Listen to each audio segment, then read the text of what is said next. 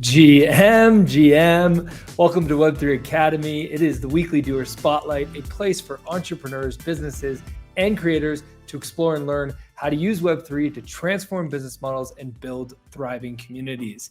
I'm Jay Bird, and on today's interview, we're talking with Vriti Saraf about how Web3 will transform education. This was a fascinating conversation where we dive into the challenges the existing education system faces and what are the specific ways that blockchain and Web3 technology can improve that. We talk about on-chain credentials and really dive into the problems that so many people have with this archaic way in which we manage transcripts, and really give some specific examples of a region in India that is using Polygon to now move credentials on chain and what that has led to, as well as some of the more negatives of some existing stories of people who have gone through education and haven't been able to get their credentials because the system that their university or their college or their high school uses is just out of date. So really exciting. We also talk about metaverse environments, which is super interesting. And we dive into the way in which the metaverse environment can improve the learning for students. But also we talk about when the metaverse environment is not so great for students, which was really interesting. We're not saying, Vriti's not saying that the metaverse environment is the be all end all and the only way that learning works. There is a very specific framework that she gives of when a metaverse environment is going to create a better learning environment for a student versus when it's maybe not the most appropriate thing and we're better off with the traditional classroom environment.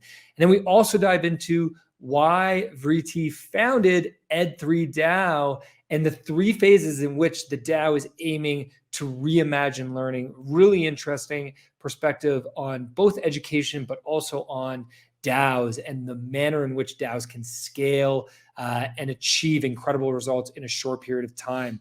And Vriti is really the perfect person to have this conversation with because of her experience. She served as a teacher, she served as a professor, a dean, and a director in public, private, and charter schools, both locally in the US and internationally across K-12 and higher education. Her experience is just top level and spans all areas of academics and education.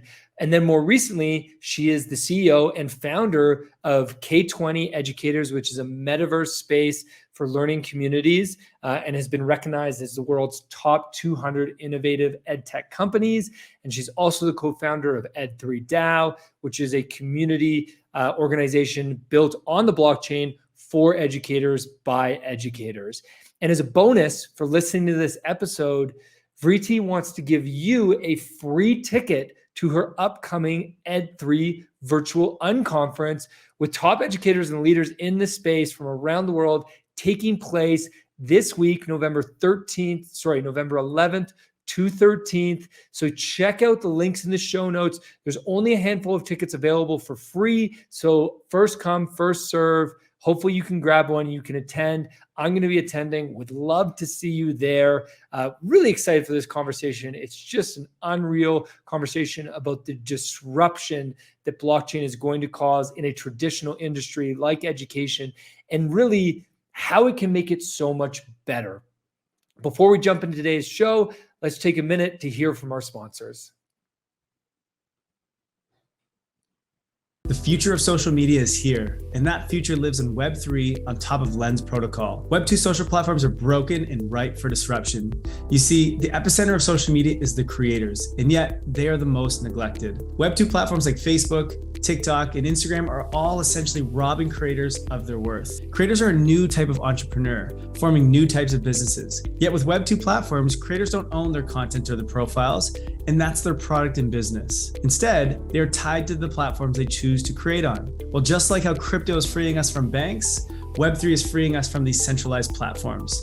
On Lens protocol, creators own their content, own their profile, and even their social graph and followers in the form of NFTs. This allows you to move freely from one social application to another with your content, profile, and followers moving along with you. Lens protocol enables self-sovereignty for your social graph and interoperability across the internet. At Web3 Academy, we believe this is the future of social, and that's why we've partnered with Lens to ensure that the path of social media is heading in the right direction. Visit lens.xyz to learn more today. Unlock Protocol is the NFT membership protocol for Web3. Content subscriptions, community access, event tickets are all forms of memberships, one of the most common business models for creators and entrepreneurs today. Building an NFT membership opens many new possibilities for your members. Everything from tailored multi-platform experiences to the ability to sell an unfinished subscription on secondary markets. These are things just not possible in Web 2. However, in order for this business model to work, creators need NFTs which are time-bound or have built-in recurring payments. Unlock Protocol does this for your NFTs. Better yet, with a few simple steps, you can create your own NFT contract without code. What WordPress has done for websites, Unlock Protocol is doing for membership NFTs. If you're an NFT creator, you can't rely on royalties as they are likely going to zero. You need recurring revenue. You need Unlock. At Web3 Academy, we believe NFT memberships are the future of business and community. And that's why we decided to build on Unlock. Learn more at unlock-protocol.com. GM, welcome to Web3 Academy. It is the weekly Doer Spotlight. And today we have joining us Vriti from ED3DAO. Vriti, welcome to the show. So great to have you here. It's great to be here. So today we're going to be jumping into everything Web3 and education, which is just such a fascinating topic. Something we've talked a little bit about around credentials and us ourselves. We have an intro to Web3 course, and we developed an NFT, a non-transferable NFT, which you get as part of completing that. So we've done a little bit around the credentials, but we haven't really talked much about the education space as the more institutional side, from elementary school all the way up to high school and then university education. We haven't talked much about that side of the industry and how Web3 really will impact that. And with your background, I mean, there's really no better person to have on the show. You were just mentioning before we hit record today that you were just at a traditional education conference in Mexico City talking about Web3. Yeah, that's right. So really excited to dive into it. So let's just start out by high level.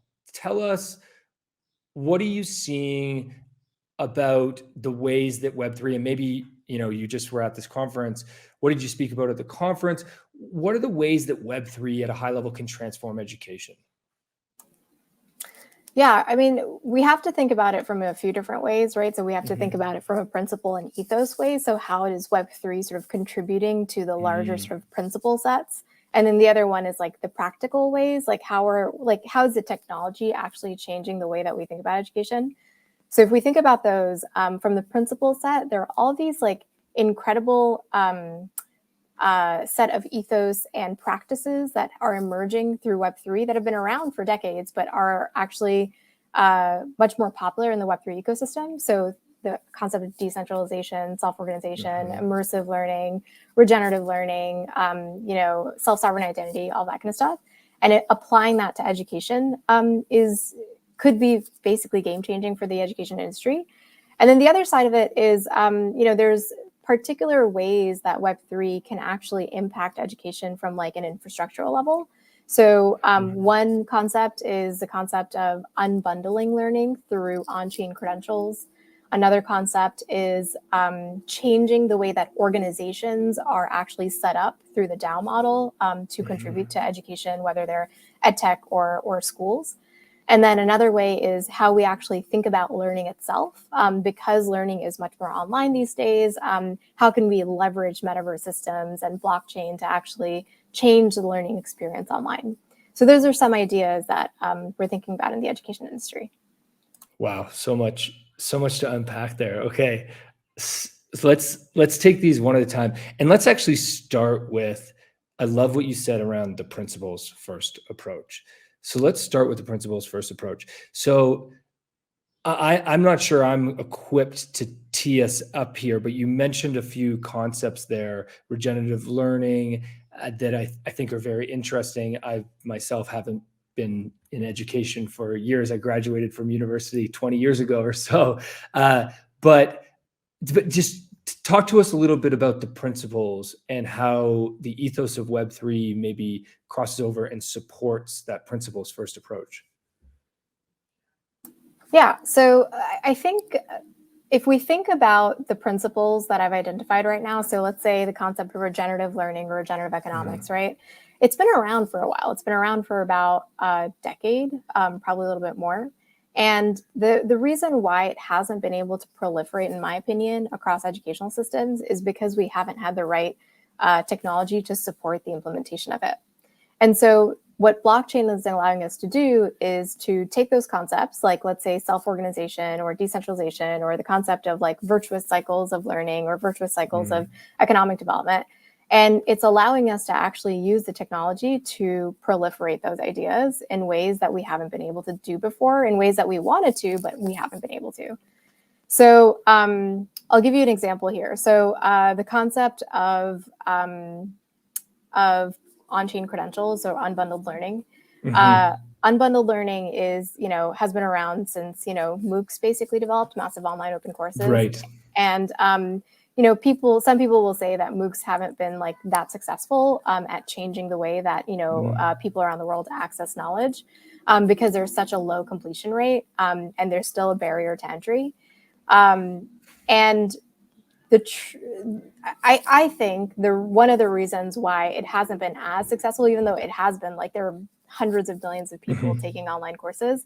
I think the reason why people don't consider it as successful is because the culture of being online and learning online and building relationships online has not been prevalent until 2020, right? COVID really accelerated that sort of existence for us.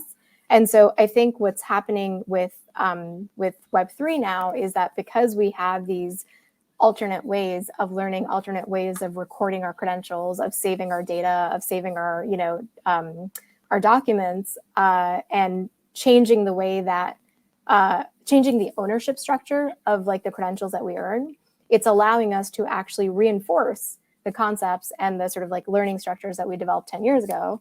And it's just proliferating a lot faster because blockchain is able to help us sort of own our own credentials. So it's sort of like all of these concepts kind of existed a while ago, but now we're finally starting to realize them from an infrastructural level. And so when we talk about unbundled learning, because to me, unbundled learning really applies to post traditional education, right? So would unbundled learning also apply to, because if you're in school, you don't really have, do you have unbundled learning? Is that a form of education that students would go through now? Or is it more, are we more talking about the sort of continuous education, the adult learning? Yeah, I love that question. I don't know about your experience, but my experience in school was terrible. Okay. I hated school. School was boring. School was not motivating. I didn't learn how to learn. And the truth is there are a lot of people around the world, especially in my generation and previously, that say well, I went to school to learn how to get to college and then how to get a job, not necessarily to learn, right? And the curiosity that we develop as, infants often actually gets crushed, and the creativity gets crushed in school because they're trying to sort of get you to do, certain things for state tests or whatever. That's not sort of a blanket statement, because I think there are a lot of school systems that are doing really cool things, but most public school systems have been standardized. And they haven't been standardized for bad reason, right? They were standardized because they were modeled after factories, and they wanted to create systems to create, scale in education, right? If you want to educate millions of children, then you have to have some sort of standardization so you can scale it. That's totally, valid. And then on top of that, if you want to be able to compare, the outcomes for those students so that you can either, reprimand a school for not doing a good job, or to reward that school for doing a good job, or, get the kid to the right, college or whatever, you have to have some way to sort of compare their data. So like this whole like standardization and testing model like exists for a reason, right? Mm-hmm. But I think what's happening is like the pendulum has like swung too far, where like everything is so focused on testing that schooling is no longer about learning. It's about getting a credential, right? Or getting a certificate or going to college, but not necessarily learning anything, you know, from inwards. So when we talk about like unbundled learning, the concept there is really like the core concept there is personalization. How do you create personalized learning systems so that each human can not only learn the fundamentals like literacy and numeracy and all the things that they need to know, but they can also strive towards their like interests and passions and be able to build the expertise that they want to build. And so if we were able to start that in pre-K, then we'd be able to sort of like help kids learn at their own pace and learn in ways that were really inspiring and motivating to them. And the modern day concept or the current day concept of that is something called a micro school. So there are actually thousands of micro schools out there, especially in the United States. I think there are about 6 million more children in micro schools since last year because of the pandemic. So like basically 6 million children went from public schools to micro schools in the last year and a half about. So there's definitely an uptick in micro schools. And the concept of micro school, it's essentially like a community coming together. Maybe it's one person, maybe it's 10, 15 people.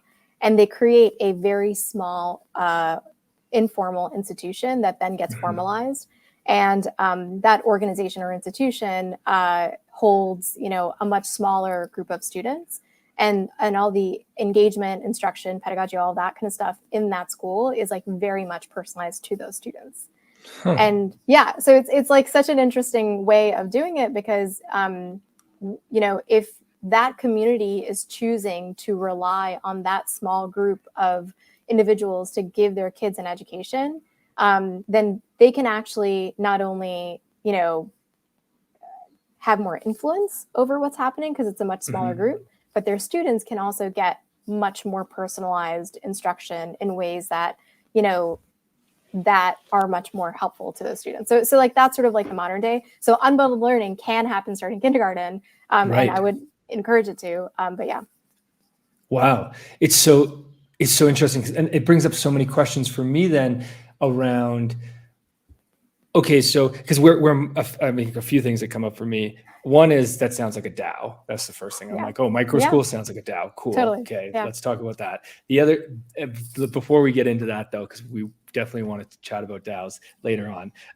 But so the one thing that seems obvious to me is the opportunity to, if you talk about personalization being so important in a child or anybody's education, which is so true. And it's so interesting that you mentioned your personal background, that, you lost that, you didn't have that curiosity. And that is so important to develop in our youth. Well, would you get that in a micro school? I guess my worry is, do you need that blend of like a micro school, but then maybe also something online where you can find like a specialization that really appeals to you? Or maybe I'm actually thinking about older people and not kids, because kids don't necessarily need to specialize yet. One of the things that like, I think is such a misconception and such a, like, I think a concept that has been sort of like drilled into our minds is that adults and children learn differently. Okay. They don't. All adults and children learn exactly the same way. So sorry, keep going with what you were saying. No, so I guess what I'm trying to understand is, are you saying that micro schools could replace the traditional education system, and that we would all be part of these micro schools? Would those be in person? Would those be online? I'm just trying. I think I'm trying to take what you're saying and continue with it because it's fascinating. But I'm trying to place it. No, I love this sort of like path we're going on. So I think the thing to think about is like we shouldn't do anything just for the sake of doing it, right? So when we say like we should have micro schools, I'm not saying we should just have micro schools because like that's like the new thing. We should only have micro school in areas that are like more conducive to having micro schools that are serving a particular need. Like there are a ton of public schools out there and private schools out there that are doing great jobs, right? They're developing, creative kids who can do critical thinking, who can do, a lot of different, interesting things and can pursue their passions, all that kind of stuff. And so there is a place for traditional schooling, but the truth is that, and this applies to any industry, you will continue to move on the status quo if there is nothing challenging that status quo, right? And so if there's a micro school competing for your resources and for your students, because in public schools, you get funding per student. And that micro school is showing better outcomes, and it's showing more, happiness scores, satisfaction scores, and it's showing better, results in, students going to college or getting a job or whatever they want. Then the public schools that are around that micro school will be like, oh my God, we have to actually up our game. We have to do something better here. Some of that happened with charter schools about 15, 20 years ago, but not as much because charter schools, I think were a whole different beast. But micro schools, I think have a better chance because they're on a much more micro sort of cosm. They're a much more sort of small entity that are much more manageable. And so the idea here is how do we create competition in the education system that is healthy competition and that actually allows the product, which is basically the education that's being delivered to students, to be of better quality, right? And today, most of education is not good. Most of education is standardized. Most of education is not serving, either, kids who are in low-income areas or even high-income areas well. And so, that's basically the idea. Can micro schools come up with innovative models at a smaller scale, test them, and see if they can actually come up with more efficacious outcomes? And then can those efficacious outcomes then impact other schooling models to change the way that they operate? Fascinating. Okay, I want to come back to on-chain credentials, which was sort of the initial way we came down this thread, because I do think that on-chain credentials is such a great use case for blockchain in education and Web3 in education. So can you just talk to us a bit about the current way that credentials are managed within education and what the problem really is, and then how blockchain technology solves that by moving on chain? And then maybe you could give an example. I know that in an article you wrote, you mentioned an example of a state in India, I believe, that has built on-chain credentials on Polygon, and maybe you could speak to that specific example. Sure, yeah. Let me flip it on you. How did you get your transcript when you wanted it in high school and applied to college? Yeah, great. Oh man, an absolute nightmare of a process. I had to, phone. I think I actually had to in person go to the registrar's office, sign some papers, wait a month probably, and then receive pay it. A fee also. Pay a fee, pay an admin fee for sure, $100 admin processing fee, and then wait and then receive it. I was actually just talking to one of our team members, lives in Albania, and he did not finish his university level education. He got halfway and then decided to work because, quite frankly, the education wasn't doing him much good. And now he's decided to go back and finish it for his own reasons. And oh my gosh, the process there in a country like that was basically, he said the only way to really get it was through corruption. He basically said he had to pay somebody under the table.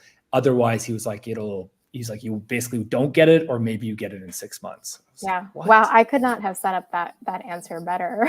That was perfect. So when you ask what the pain point is, that's the pain point, right? The pain point is that it's just, and it's part of the pain point, right? Because efficiency is not necessarily something that is going to ultimately change education, right? Efficiency is important, but it's more than that. So one sort of face of this is the efficiency piece, which is when you want to get your transcript, you have to call your institution, you have to pay a fee, you have to wait a while. You have to they're just such a complex process for something that doesn't need to be that complex. So what on-chain credentials allow you to do is when you get a credential, whether it's a transcript for your high school or maybe you're taking like an after school supplemental course, maybe you're taking a class at a community college, maybe you're taking like a career class at Google or whatever it is. Like, you don't have to call any of those institutions to get your credentials. They just get automatically delivered into your digital wallet, right? And the benefit of that is like you have access to your entire academic portfolio, not only for that span of time, but for the rest of your life, meaning that you can see your entire growth from birth to death, essentially, right? Which changes like this concept of like, you know, the idea of being a forever learner or an, you know, an ongoing learner. So lifelong learner, I think is like the main sort of like, you know, phrase for it. Because we often say that we're lifelong learning, but there's nothing in our actual like education system in terms of infrastructure and technology wise that supports that concept. And so now with blockchain, to be able to support that concept very, very, you know, literally, in addition to figuratively, like changes the way that we can actually become lifelong learners, right? So that's one thing. And then the other side of it is the idea of taking those credentials and creating your own certificate or your own, you know, what's the word, like diploma out of it, right? So like if I wanted to take a class at Stanford, or if I wanted to go to Stanford, but I couldn't afford it, or I didn't get in, or I wanted to take a class at MIT, or if I wanted to take a class at a community college, but I didn't want that on my resume necessarily, or whatever it was, like I could put all of those credentials together, and I could say, well, I am really proud of like going to that community college because it was an amazing course and I learned so much. But I'm also proud of going to Oxford because that was an amazing course too. And sort of like putting that together and creating your own diploma is just like a whole nother concept, right? And it just brings so much more autonomy and agency to an individual to be able to say, I created my own major and this is what it means to me and this is what I learned. Wow. That's so interesting, because I think about it mostly in, I mean, as a founder of a company, and I hire people and I'm looking at reference checks. Like that's the main use case I think about it from is, you know, oh, great, I have a much easier way to see your education credentials. But you think about it, which is so interesting, more from the learner's point of view. And it makes me think of like how we talk so much about like the metaverse and NFT art galleries was one thing that popped into my head. But okay, now let's flip that and think about more of like, could you have like a gallery of your learning journey and your learning path and be proud to show that off? Or maybe even just build it for yourself because that matters so much to you. Is that sort of like, is that what you're portraying? Yeah, I mean, I was portraying that in a very sort of practical sense, but I love the idea of having a gallery of learning. Like that's a beautiful concept. Yeah. You No, know, I think it just changes the way that you like think about learning, right? Because you're able to craft it on your own, you're able to personalize it, and you're able to like control the narrative, which is very different than, you know, our data being controlled by all the other institutions that we've been sort of a part of for our entire lives.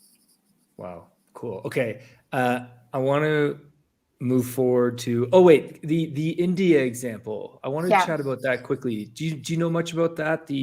What happened with Polygon? So can basically, you tell us a little bit about that? The state of Maharashtra, which is the second largest state in India, it's about half the population of the United States, issued 100,000 credentials on chain using Polygon.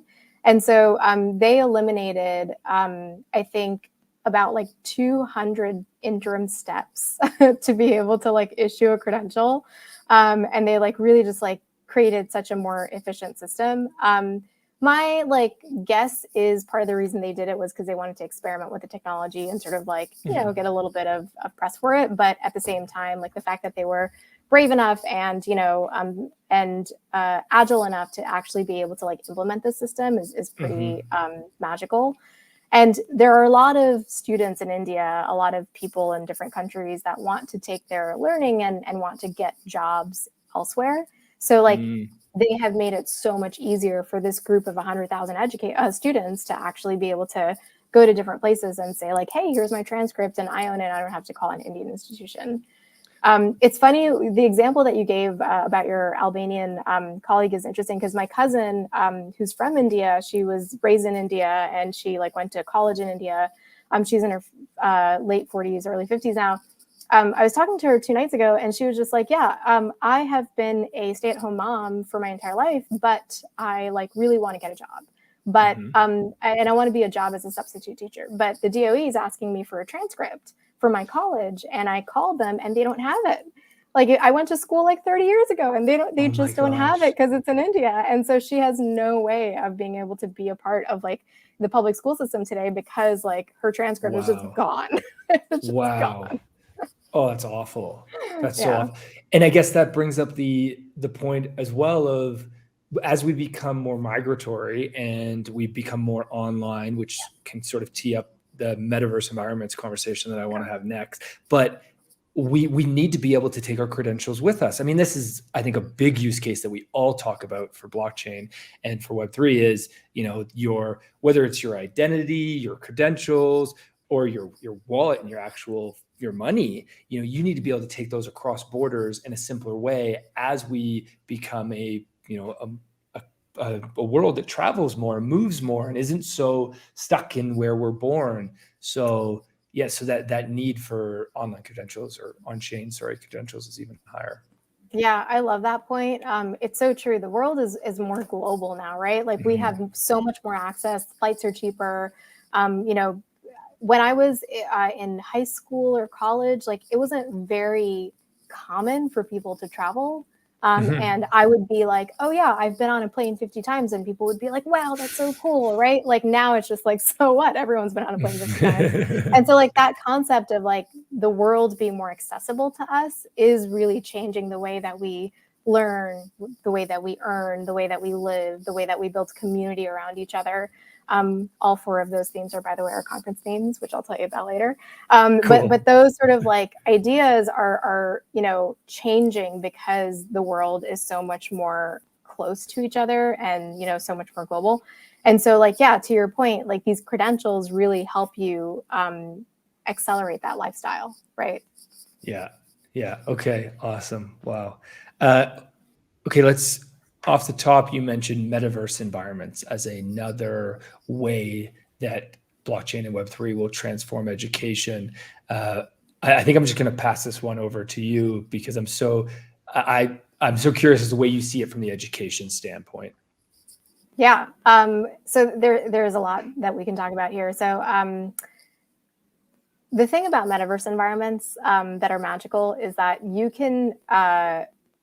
can simulate what you're doing in real life online, right? Not completely, not totally. Like it, you know, if you don't have goggles, it's not fully immersive, all that kind of stuff. But like to be able to create experiences that are live and relevant and sort of like, you know, immersive versus reading a textbook changes the way that you learn, right? So for example, if like you are, no matter what age of a student you are, you could be 50, you could be 12. If you are learning about plant cycles, right? Or if you're learning about, you know, butterflies or whatever, your metamorphosis, maybe you're not learning about that when you're 50.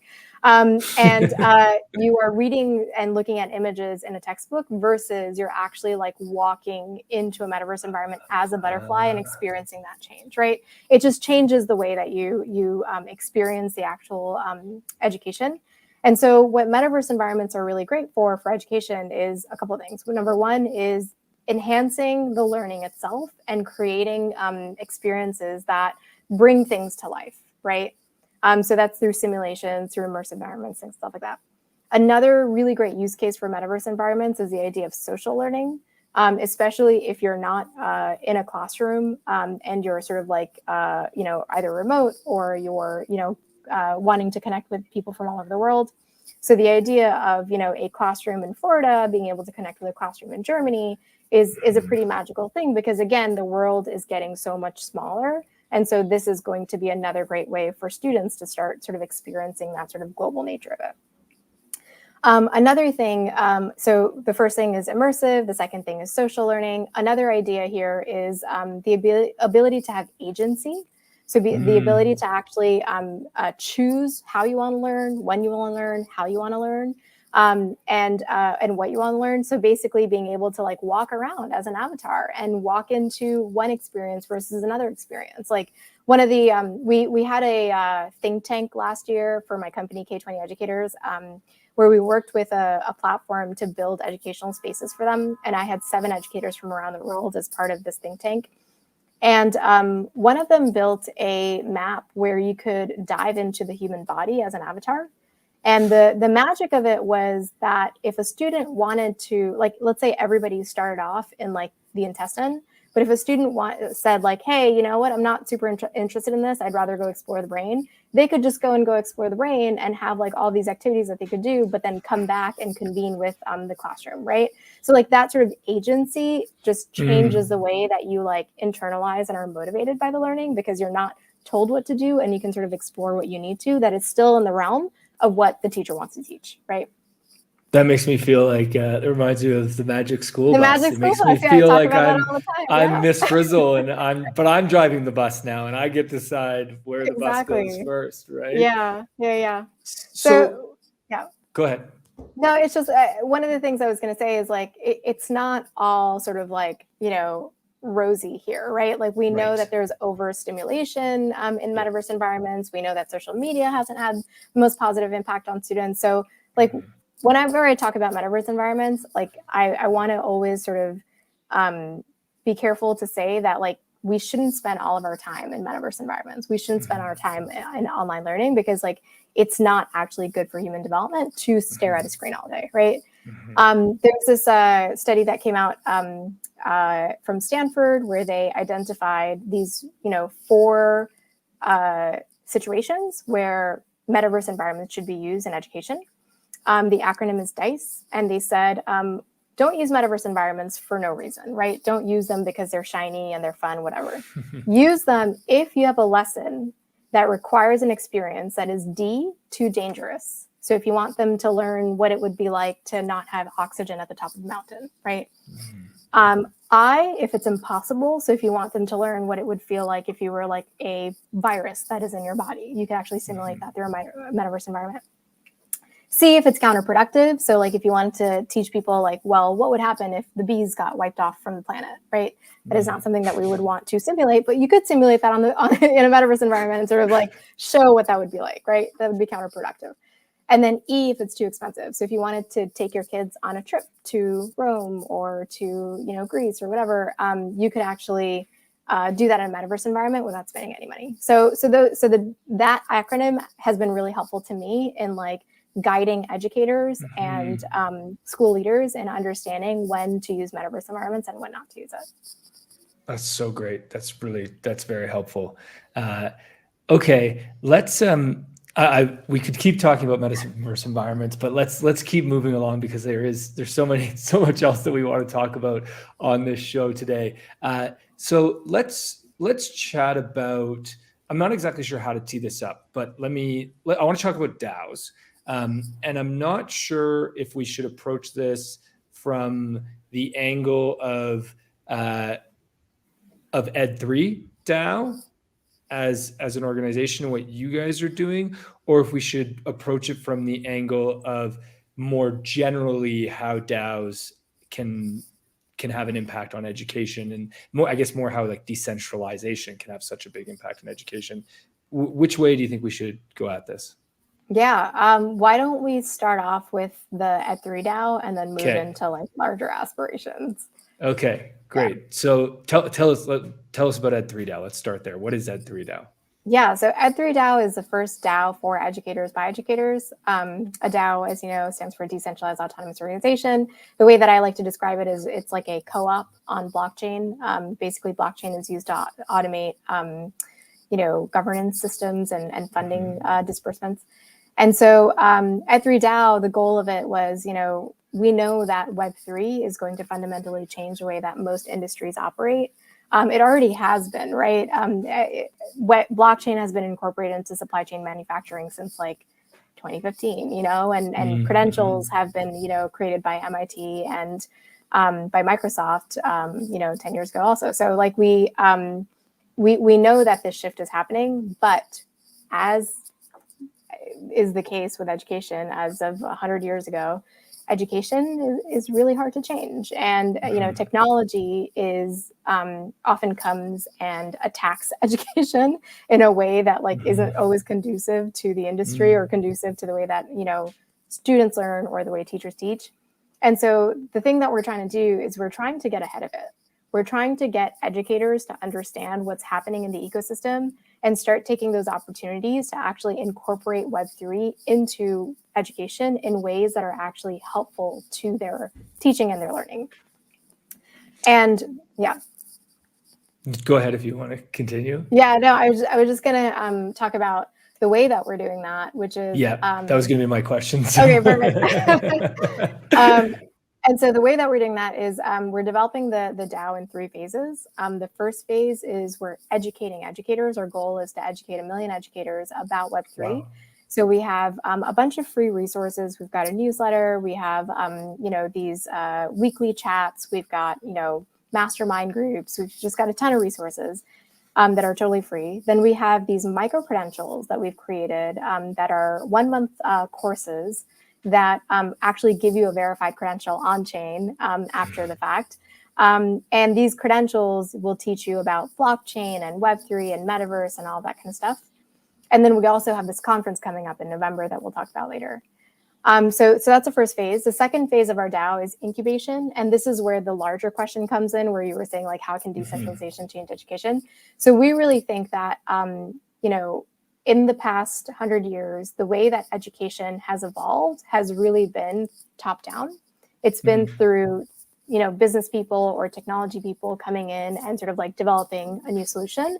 Most of the time, those solutions aren't sort of appropriate for education because either the educators aren't ready for it, or the infrastructure isn't ready for it, or it's just bad technology or whatever it is, a slew of reasons. And so our thesis is that if we really want education to change, we have to get educators to change it, not people on the outside, not people who have a lot of money, people who are actually in the field, on the ground, doing the work. So our second phase is we're building an incubator that will help educators identify major pain points in education and use Web3 ethos, technology, supports, funding to be able to solve those pain points through micro schools, ed tech products, and ed tech services. And that to us is sort of the decentralization piece, which is if we can create and infiltrate basically, educational systems and create an ethos of self-organization and decentralization in them, then we can create more innovation because people will be more self-motivated to do that. And then the third phase of the DAO is research, because we want to be able to scale all of our efforts. So we want to do a lot of research that is helping us figure out what we can scale and how we can scale it. Wow, that's so great. You guys are such an organized DAO. How long have you been operating for? It's been 10 months. 10 months. Wow. Congratulations. That's amazing. Well, it is technically my second company. So I've learned a lot of lessons. No, but also your second company as in your time too, right? You are splitting your time between, so even more impressive than in 10 months. Just give us some context around ED3DAO. How many people are involved? Where are they all from?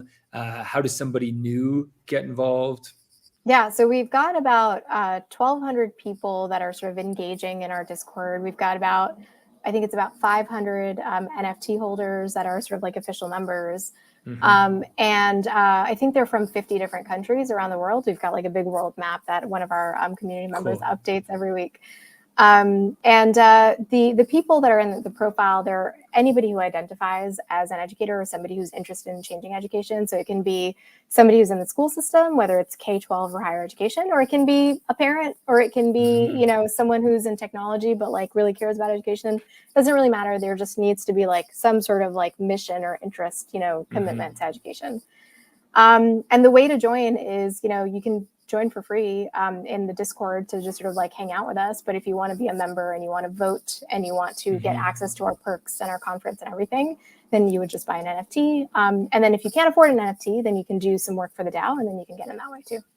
Right. I think it's so cool, the way you say you can just join for free.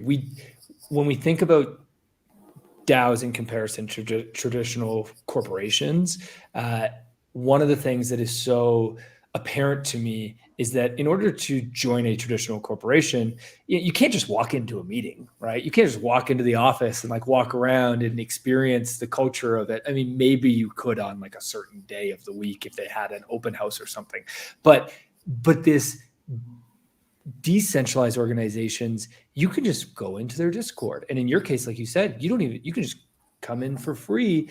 I'm sure there's meetings that you guys have weekly that anybody could pop into and attend. And it's just it's sort of flipped on the head. You know, in a corporation, you go through this interview process to join and the corporation decides if you're right. In a DAO, you get to interview the DAO by showing up and seeing what it's like and experiencing it firsthand. And then you decide if you want to join or not. I mean, obviously there needs to be an opportunity in a role for you in that DAO, but I think it's so cool to see how decentralization and then the way that can scale. Because I know one thing when we get back to education, I don't know, but I would assume that one thing that is very difficult with education is scaling, right? You know, as you said, micro schools are the new thing, but that's only what, 12 people, 10 people. So is scale one of the things that you think DAOs can solve? And you also used the word, and this might tie into what you said. You said infiltrate traditional institutions, which I love. It's like, you know, we're all trying to Trojan horse everybody into Web3 right now. So is, I guess maybe this is more of like a future, the way you see this all playing out. Do you think that traditional organizations will adopt Web3, or do you think that it'll be like new DAOs that are created or new organizations that are created that will be able to guide and lead this new path? How do you see it playing out for education down the road? Yeah, wow, you've asked so many questions. Sorry, I tend to do that sometimes. No, that's great. So many cool ideas. Well, I think one thing that you mentioned was, you know, the idea of flipping the incentive model. Basically, like, you know, we're now focusing on the user and the customer rather than the company, and the power lies with the individual and not with the monopoly. Like, that's a huge thing that I think is changing like the way that anything operates.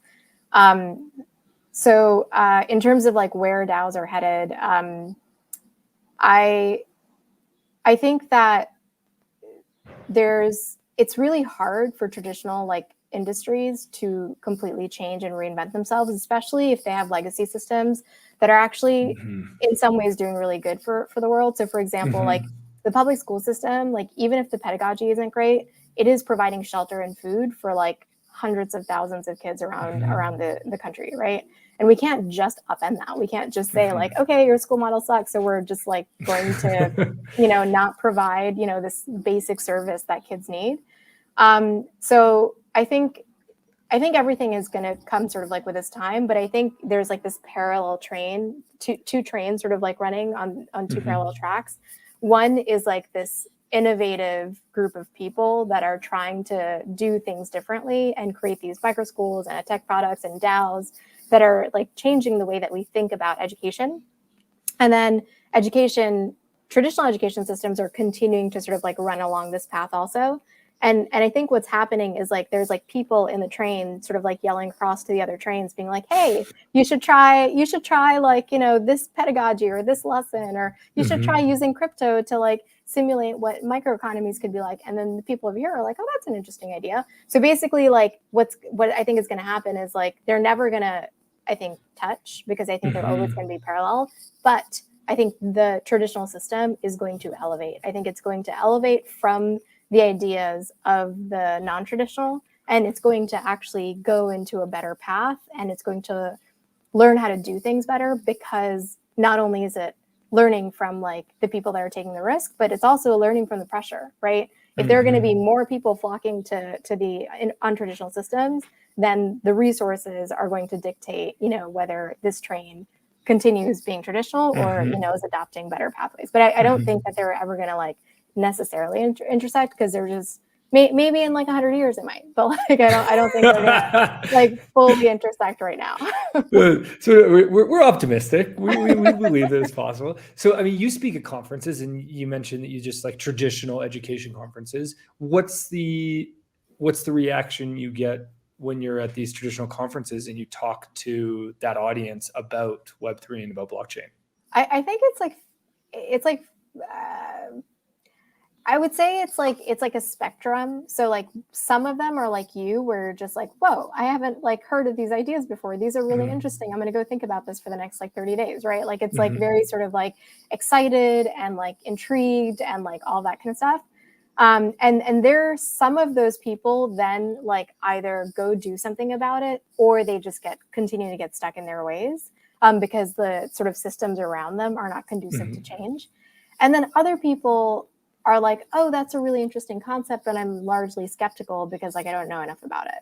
I would say I've never encountered an audience that after I've done a keynote, they say, I don't agree with any of that. Like most people will say, yes, kids should learn critical thinking. Kids should have personalized learning experiences. Kids should be in immersive environments. We should push regenerative learning. Like nobody's saying no to any of those things, but it's about what gets prioritized and how to do it. And that's like where the sort of sticking point is, like, how do we actually prioritize those concepts over state tests?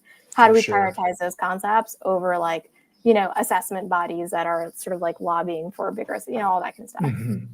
Well, what they should be doing is going to ED3DAO and taking one of your courses and getting a micro credential. That should, you know, and that starts you down the path of learning about all these different pieces of technology. Okay, let's hear a little bit about the Web3 and evolution of education virtual Unconference. That's a mouthful. I know it's a mouthful. You can say conference name. You can say ED3Con22 for short. That's our hashtag. That's nice. Okay. So basically, you know, we wanted to create an experience that was sort of conveying and illustrating the concepts that we really believe in. And so this is actually one of the world's first events that is concentrating on Web3 and education entirely. And it's totally virtual. It's an avatar-based environment. And days 1 and 3 are a little bit more traditional, where you get to pick from like a learning lab or an ed talk or a networking experience or whatever. But as an avatar, you can basically go wherever you want and walk wherever you want. And then on day 2, it's what we call an unconference, which is people actually get to decide their own agenda and they get to create their own learning experiences. So for example, Jay, if you wanted to come in and you were like, you know what, I'm going to hold a meetup on day 2 for people that are interested in biker schools, like you could do that and then make an announcement and then people would come and hang out with you. So like this sort of like unconference experience basically allows people to like create their own learning journeys and share their knowledge with each other and get to work on projects that with new partners that they might have not met anywhere else before. The cool thing about this, go ahead. I was just going to say, and I love that you're doing it in a metaverse like environment. It is so Web3, which is so fascinating because I would think that it might be easy to tiptoe around the technology when you're talking to, you know, a user who is a little less comfortable with, I mean, I haven't even spent that much time in the metaverse, right? I mean, in the metaverse, I guess, you know, all online experiences are the metaverse. There's a debate about what is and what isn't the metaverse and whatnot. But a good way to think about that is think about the big M metaverse and the little M metaverses. So the big M metaverse doesn't exist yet, but the little M metaverses do exist. Right. Oh, I like that. I like that. That's a good one. Sorry, but I cut you off. Was there anything else you wanted to say about the? No. So I was just saying that one of the cool things about this conference, aside from all the other stuff, is this is like a convening of literally all the minds that are working on Web3 and education from some angle. This is like all of the people in that sort of world. It's a pretty small community right now. And so I've invited them all and they've all agreed to speak or to host a vendor booth or something. And so they're all going to be there, which is, you know, you don't get to have an experience that often where you like have this like very concentrated group of people that are basically leaders and innovators in their fields. And that's what we're like sort of able to do here, just because it's still very early and we're still a very small group. And I think it's just going to be magical to sort of like talk very intelligently and very practically about how blockchain can actually change the way that education operates. Wow, I love it. Thank you for being such a great leader in the space. I mean, we need people like you experimenting with these things, but then also doing it where, like you said, you're bringing together all these people to have these conversations, because the truth is none of us are experts on this yet, right? It's all learning, it's all new, and we need to just get together. And by getting together, we'll figure it out and we'll try things. And I think, like you said, you when you mentioned the state in India that is put some of their credentials on chain, you mentioned that maybe they did it a bit for PR, and there's definitely, I think that's part of it. But I also feel like, as you also said, they're just experimenting right now. And I think that one thing that we talk about so much here on this show is the importance of just playing in the sandbox. You don't need to know. I think a lot of us get caught up on, well, I need the perfect plan, and I need to make sure that I, interview all my stakeholders and my users are on board and they're all comfortable with Web3. And the truth is, they're not going to be. A lot of them won't have digital wallets. The UX sucks sometimes and it's difficult to use. But by playing in the sandbox, you are, you're learning, and everybody learns together. And I think that's just so important as we dive down this space and sort of figure it all out together. Yeah, I love what you said there. The concept of like constantly iterating and prototyping solutions is a much larger ethos in Web3 than ever before, especially with no-code solutions. And I think that's really what drives innovation and change, being able to like continuously iterate. Without like having to like have the perfect model yet, Well, if you want to attend the Web3 and Evolution of Education Virtual Unconference, what was the hashtag again? ED3Con22. ED3Con22. If you want to attend ED3Con22, in the show notes, there will be a link, and there also might be a link for a discount as well. So if you get there quickly, we have a few discounts that we can give out. So make sure you go check that out. Okay. Before we move on to the speed round, I just want to give you a chance to tell people where they can find you online, or talk about any other, and shill anything you want to show. If there's anything else you want to talk about, where people can find you, yeah, go ahead. Yeah, so I'm mostly on Twitter, Vriti Saraf on Twitter, and we also have a newsletter that is pretty comprehensive that will sort of like give you everything under the sun about Web3, but in a way that's really curated. Each newsletter is basically like a course essentially on a different concept. So we have, intro to DAO, intro to XR, intro to, psychology of avatars. There's like a lot of cool stuff in there. And that's newsletter.k20educators.com.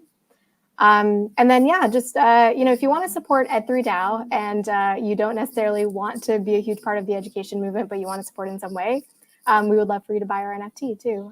It's towards a good cause. Cool. I've seen the NFT. It's great art. Who did the art for it?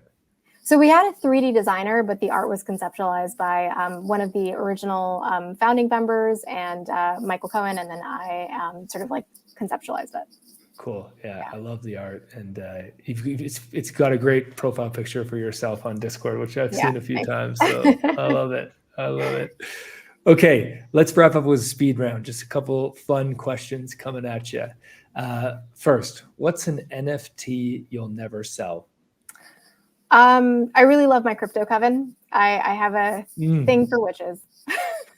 You're actually not the first. A few people on the show have mentioned their crypto coven, so that's a very popular one. That's awesome. A good one. Favorite person to follow on Twitter? I have learned so much from Balaji. In fact, I've learned so much that I don't think I've retained most of the stuff that he said, because it's just like so dense. So I often like read his tweets over and over again. Totally. What was the podcast? He just did a podcast. There was the Tim Ferriss podcast he did that was like 4.5 hours. But I feel like I saw one that came out recently that was 8 hours. Yeah. Did you see that? 8 hours? I haven't, and I'll probably consume it over like 80 days or something. Yeah, totally. Yeah, no, it's such a deep thinker. Have you read his book? I haven't had a chance. The Network State. I have a copy of it, but I haven't, gone too deep into it yet. Yeah, me neither. It's on my list. But like you said, he's the type of reading that you've got to be prepared for It's a lot. some deep stuff. You'll read the same thing 20 times. Okay, last question. If you had a billboard that 1 billion people were going to see, what would you write on it?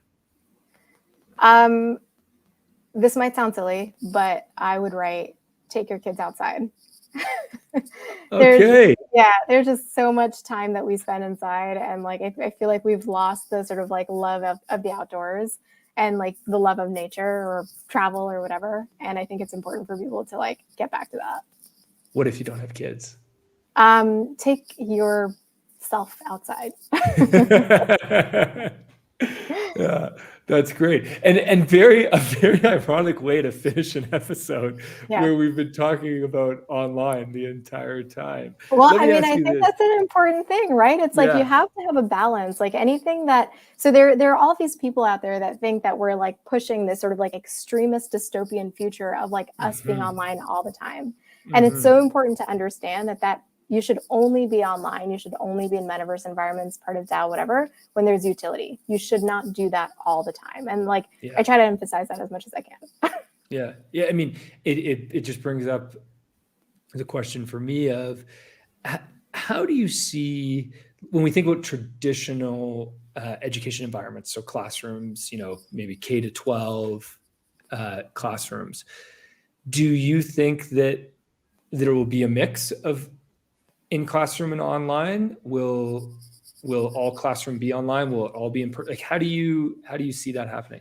Yeah, I think hybrid learning is the future for more practical reasons and pedagogical reasons. Like, I think hybrid learning generally, I think is a really good way to personalize education and to, to also spend time in the classroom. But I think practically speaking, there's always going to be some sort of phenomena that happens that is going to sort of like change the way that, kids have to engage with like a physical school setting, whether it's, a virus or if it's, a hurricane or some sort of disaster, right? And so I think the more people encounter those experiences, the more they're going to realize, well, we actually don't have to lose days of learning if we can create a very easy hybrid system that works for everyone. And so I think hybrid learning is really where we're headed. And the important thing there is, again, I'm going to emphasize that like, we don't want to be in a totally online environment. And so the hybrid situation sort of maximizes on all the, positives of both environments, which I think is the way to go. See, you thought it was done, and I snuck another question in there on you. Yeah, let's do another one. Why not? I was going to say, I think we could go all day. Well, what we'll have to do is get you back in maybe 6 months or a year. Would love to get an update because we're moving so fast. It would be interesting to see, as you said, what are the things that have caught and are being used on more of a, mainstream way. We'll definitely have to get you back in the future. We should have an 8-hour podcast. I don't know if I'm ready for that. Holy geez. I'd have to do so much prep to be prepared to sound intelligent on an 8-hour podcast. I believe in you. I think we can do it. That's it. I like ambitious goals. Let's shoot for it. Well, Vriti, thank you so much for joining us today. It's been an absolute pleasure.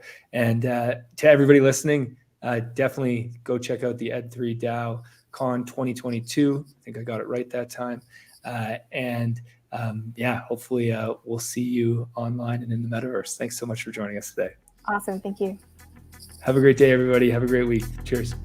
Thank you for listening to Web3 Academy. We hope this helps you along your Web3 journey. And if it does, please share this episode and subscribe so you don't miss the next one.